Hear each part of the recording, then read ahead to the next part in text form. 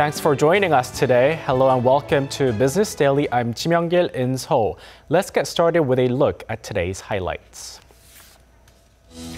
Seoul and Beijing have agreed to put their bilateral relations back on normal track, hoping to mend ties that have been soured over the deployment of a U.S. THAAD missile defense system in South Korea. Samsung Electronics says its third-quarter net profit more than doubled on year to a record high, led by strong returns from its chip business amid an industry-wide boom. These stories and more coming right up.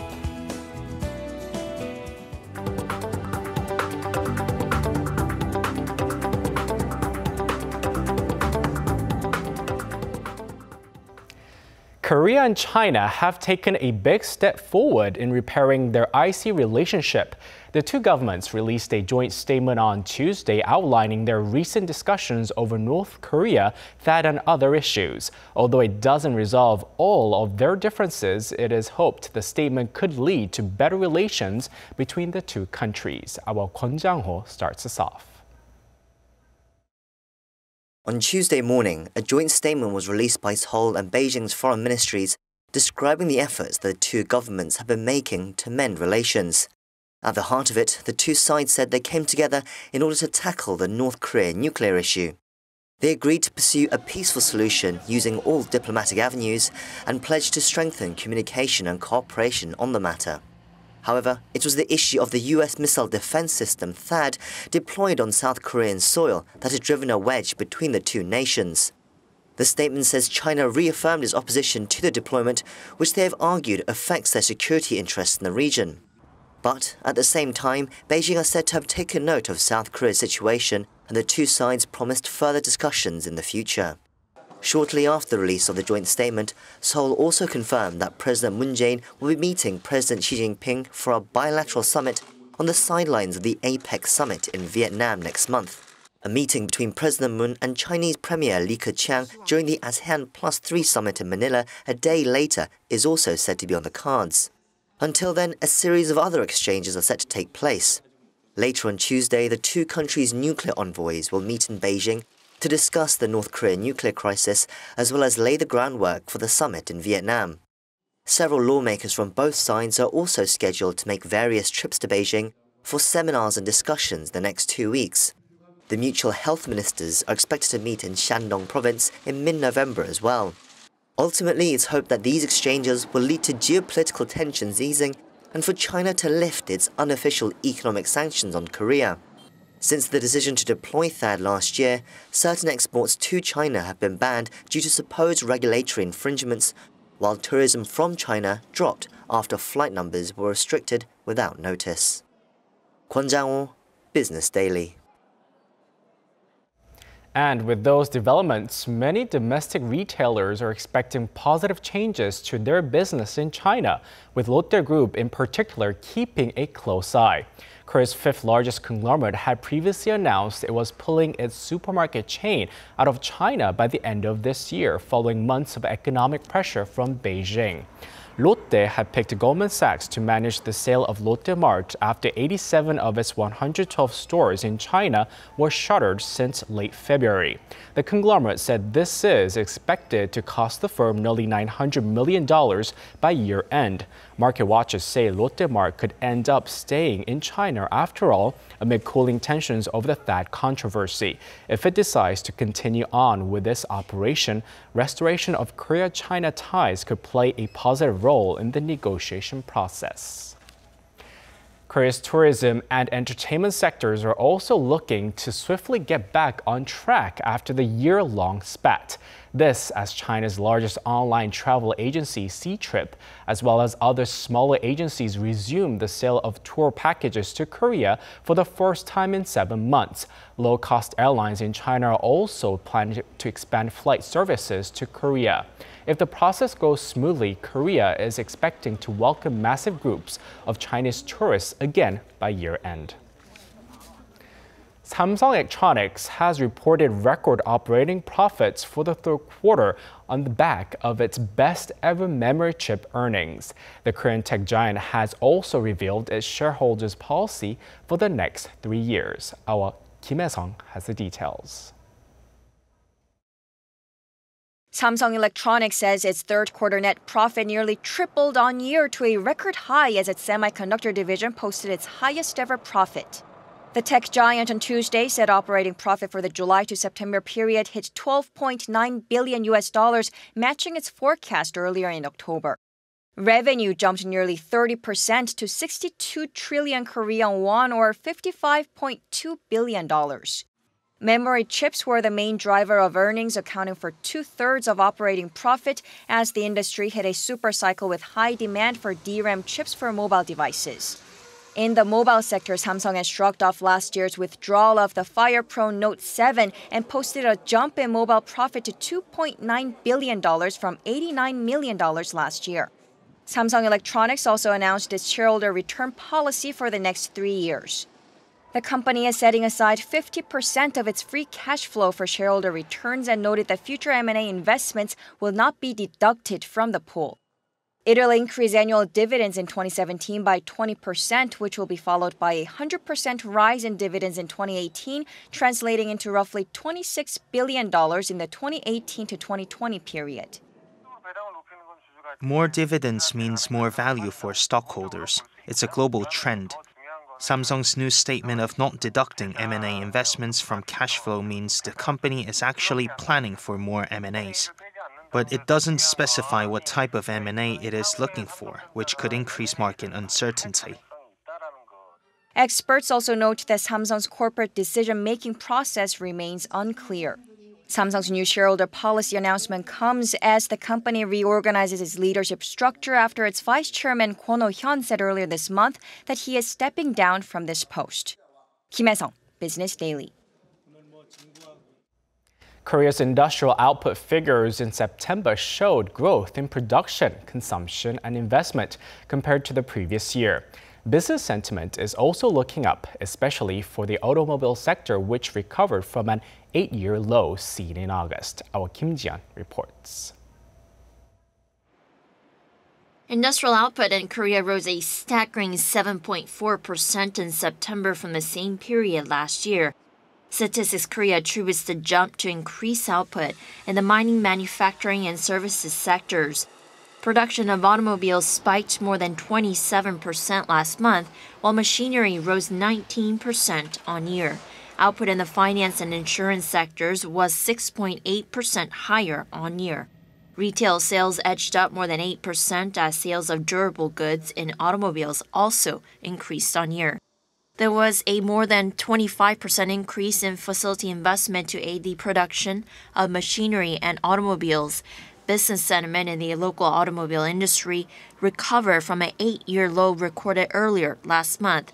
The Bank of Korea says its business survey index for the automobile sector soared to 70 in November, up 5 points from the previous month, on releases of new models and improved auto component exports to China, as Beijing's economic retaliation against Seoul's deployment of the THAAD U.S. missile defense system shows signs of waning.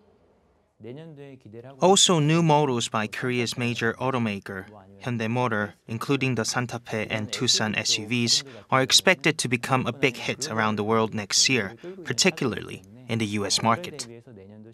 Meanwhile, business sentiment in the shipbuilding and transport sectors dropped 8 points to 36 on soaring prices of raw materials including copper and aluminum. A reading below 100 means there are more pessimists than optimists.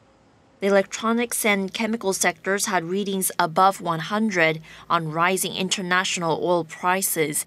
In fact, sentiment is so good for the chemical sector that the reading soared 3 points from the previous month to 105, the highest level in 6.5 years.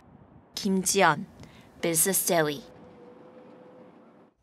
And taking a look at the stock market, Korean stocks hit new record highs on the news of China and Korea seeking to normalize their ties. At the closing bell, the Kospi again hit a new peak, up 0.86% to close at 2523.43. The tech-heavy Kosdaq also rose 0.66% to finish at 694.2. Investors are hopeful that improving relations between Korea and China could spark a rebound in many industries like automobiles and tourism.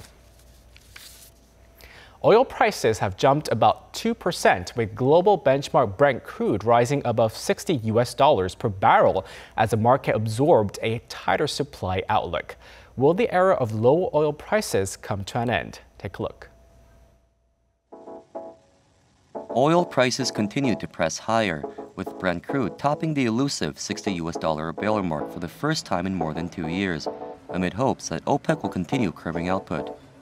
Brent, the global benchmark, rose $1.14, or nearly 2%, to $60.44 a barrel, its highest settlement value since July 2, 2015. Saudi Arabia and Russia declared their support for an extension to an OPEC-led deal to cut supply for another 9 months, according to the oil cartel, ahead of the group's next policy meeting on November 30th. The pact currently runs to March 2018. With oil prices moving higher, Korea's producer prices rose for the third straight month in September, hitting the highest mark in 2 years and 9 months. According to the Bank of Korea, the country's producer price index, a barometer of future consumer inflation, reached 102.81 in September, after peaking at 103.11 back in December of 2014. Market analysts are predicting that a possible interest rate hike in November, coupled with a stronger Korean won, could provide strong headwinds on the Korean economy in the coming months.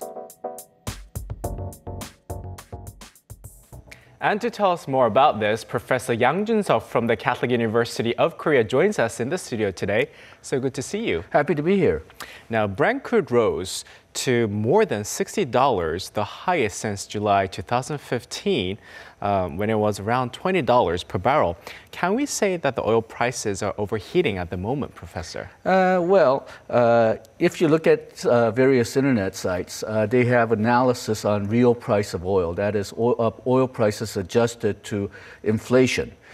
So if you look at oil prices adjusted to $2017, discounting inflation, then average oil price since 1980 is about $54.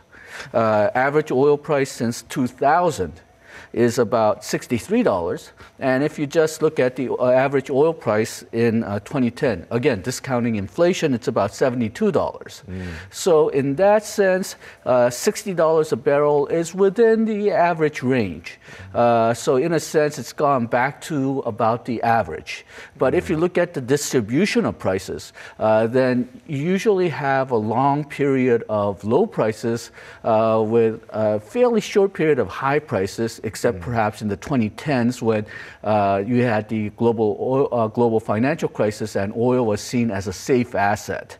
So that's a bit of an exception. But for the most part, while the average price was between $50 to $70, you had relatively lower price normally and spiked with a very high price during periods of oil crisis or financial crisis. So in that sense, it's maybe a bit higher than we're used to, but I don't think it's way outside the normal range.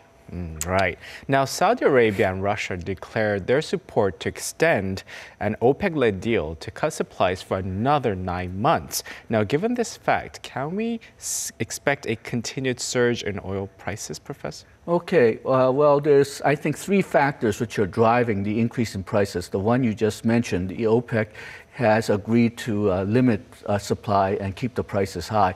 That's actually a bit unusual because it's very hard to keep a price cartel.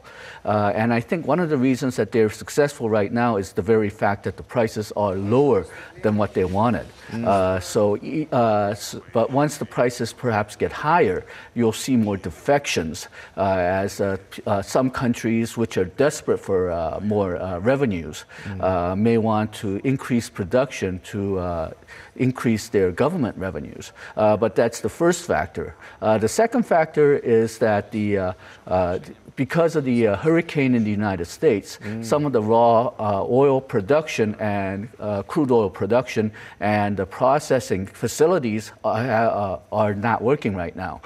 So that may be temporarily driving the prices up. at least until those facilities come back online.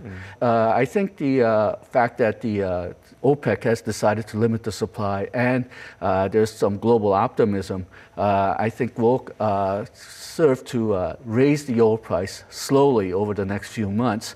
But the big factor here is how quickly the U.S. Production facilities come back online. If the production facilities come back online, then we may see the prices drop again. Or if the prices rise high enough, and sometimes it's done that because oil prices are very sensitive to how the investors feel about future economy is. If the prices go up too quickly, then that may also bring shale oil production back online, and that will probably limit the prices from going too high. Right. Now, oil prices, whether they're high or low, they affect the economy in many ways. And the fact that, for example, it can be good news for like businesses like offshore plants. Now, how does it affect the different businesses? Okay, well, first of all, concerning Korea overall, I think if the oil price continue to be high, then our current account surplus will be affected. That's not all bad news, because one of the complaints that the United States and other countries have right now is that Korea perhaps has too high current account surplus. So higher oil prices will reduce that surplus somewhat, and that may placate some of our trade friction.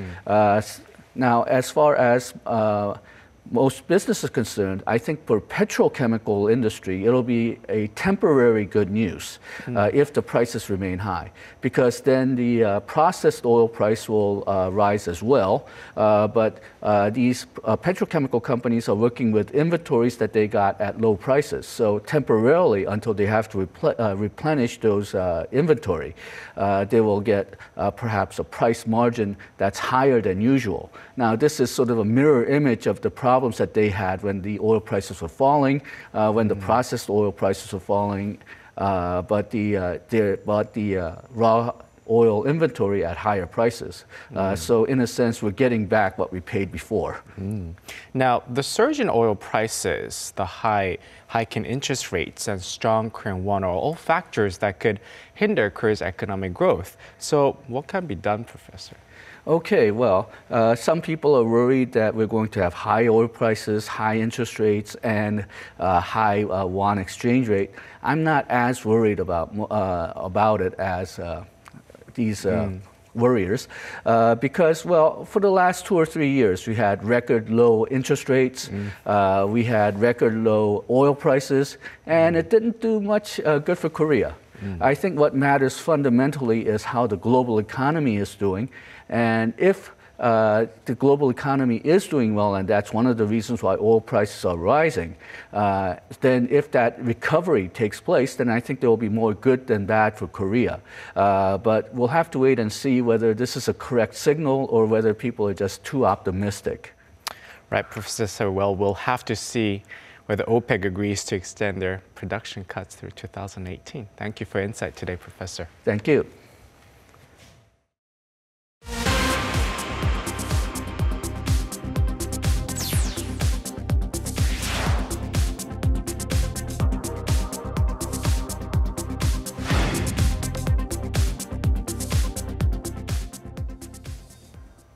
U.S. President Donald Trump is set to announce his pick for the next chair of the Federal Reserve on Thursday.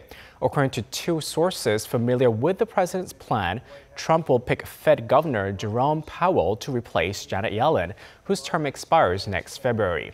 Powell's nomination would signal that the Trump administration is looking to avoid unsettling the markets. Powell is seen as a dove who wants to keep interest rates low, whereas other candidates have hinted at being more aggressive in raising rates. The 64-year-old Republican was appointed to the Fed in 2012 by then President Barack Obama and has a long record of working in the private sector. Korea's Fair Trade Commission has relied out new guidelines to curb overstepping lobbyists. They're due to be implemented next year, but critics are already saying they're not enough and that measures to block external pressure are needed as well. Our Eunice Kim has more. Korea's Fair Trade Commission functions as a prosecutor for economic affairs, investigating unfair business practices while upholding overall fairness. But its checkered past of cozy backdoor relations with conglomerates and well-connected law firms has led to a number of scandals undermining its legitimacy. There's a pattern of retired FTC seniors becoming a law firm consultant or a non-executive director at a conglomerate. I'll work hard to show you a changed FTC within my term. With Kim Sang-jo, nicknamed Chaebol Sniper, now helming the FTC, there are hopes tangible changes will be implemented to improve trust in the watchdog. Last week, the Fair Trade Commission unveiled guidelines that would monitor lobbyists, whether they are lawyers, accountants, employees, or former FTC officials, by requiring them to pre-register before any contact can be made with a current FTC staff member. That staff member will have to keep a detailed account of any meeting allowed only within the walls of its offices.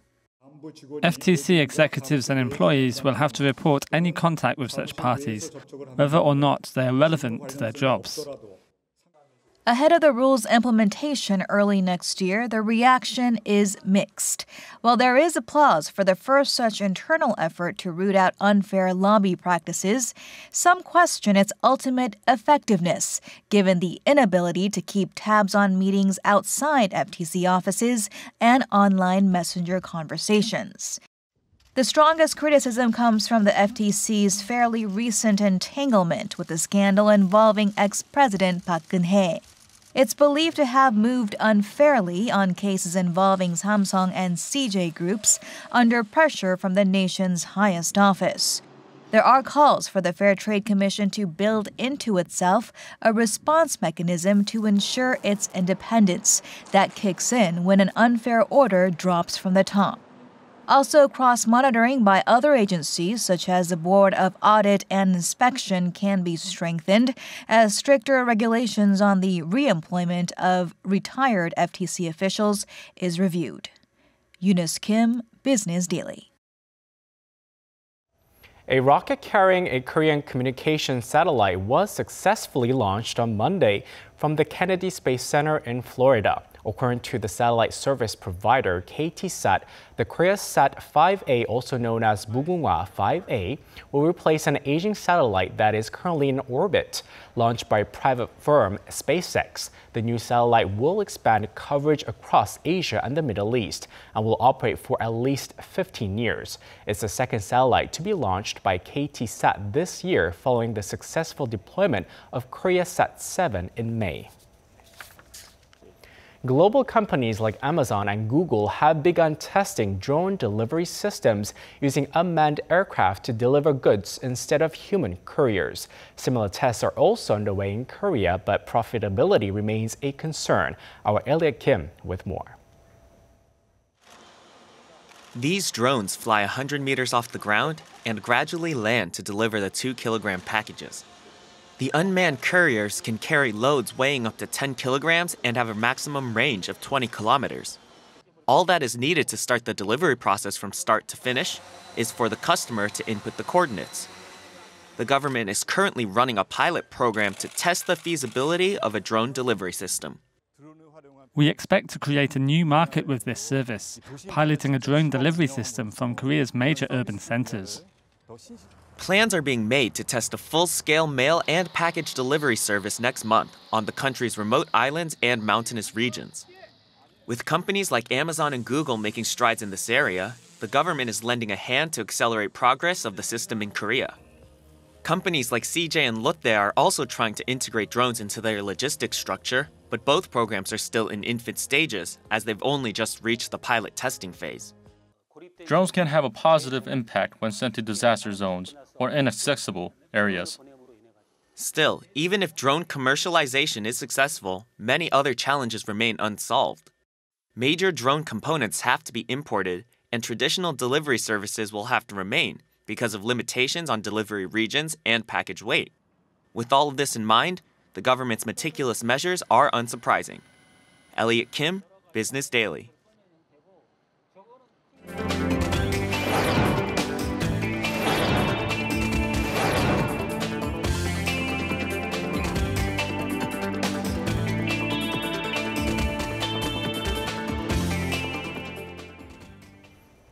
And that brings us to the end. Thanks for watching, and we'll be back tomorrow with more at the same time, same place for your Business Daily. Until then, goodbye.